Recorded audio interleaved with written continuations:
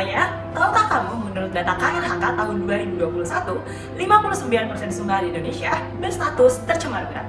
Hal ini sebagian besar diakibatkan oleh limbah cair industri tekstil yang mengandung senyawa organik, zat warna, dan logam berat yang cukup banyak dan sulit untuk terdegradasi. Sistem pengolahan limbah yang paling banyak digunakan di Indonesia saat ini adalah sistem pengolahan biologi secara lumpur aktif. Namun, unit tersebut masih memiliki kekurangan berupa waktu pengolahan yang cukup lama serta menghasilkan limbah B3 yang sulit untuk didegradasi bagi lingkungan. Berdasarkan permasalahan dan teknologi sebelumnya yang belum memadai, kami melalui program kreativitas mahasiswa dengan bangga mempersembahkan Texacor, Textile Wastewater Reactor. Reaktor kompak berbasis Hybrid Attached Growth Biofilm terintegrasi Arduino sebagai inovasi pengolahan limbah cair tekstil. Penasaran? Yuk kita lihat cara kerja Texacor.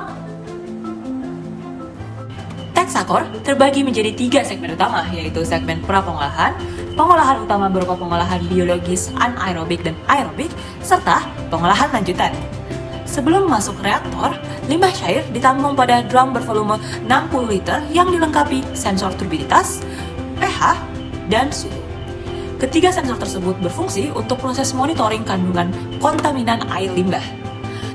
Data monitoring kemudian dikirimkan ke Arduino sebagai sistem kendali pengolahan limbah pada unit Texacor, serta ditampilkan pada LCD display untuk menampilkan data hasil pemantauan sensor tersebut.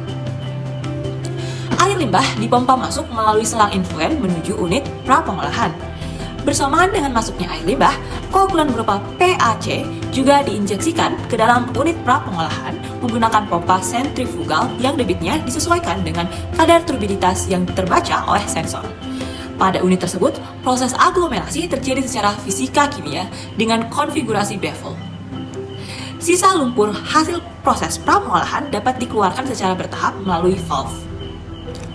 Air limbah selanjutnya masuk ke unit pengolahan biologis menuju orifice berdiameter 1 cm yang berjumlah 10 buah.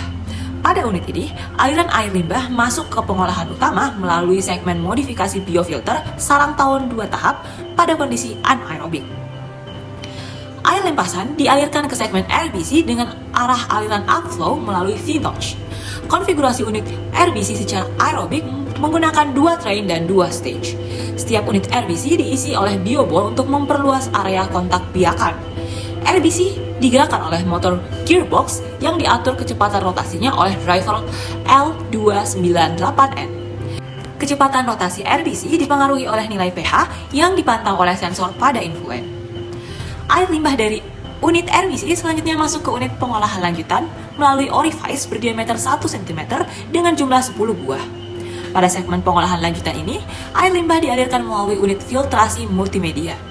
Air limbah dialirkan secara downflow menuju media resin, pasir aktif, zeolit, dan ijuk.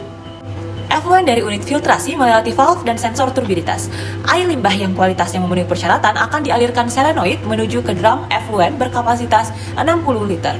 Sedangkan air limbah yang belum memenuhi persyaratan akan diresirkulasikan menuju unit pra-pengolahan. Efisiensi unit Texacor mencapai 90% untuk parameter COD, sementara untuk parameter TSS mencapai 89%. Texacor memiliki keunggulan berupa waktu detensi selama 3 jam, sehingga mampu mengolah lebih banyak limbah jika dibandingkan dengan unit pengolahan lainnya. Sekian, terima kasih. Texacor Integrated Water Waste Solution.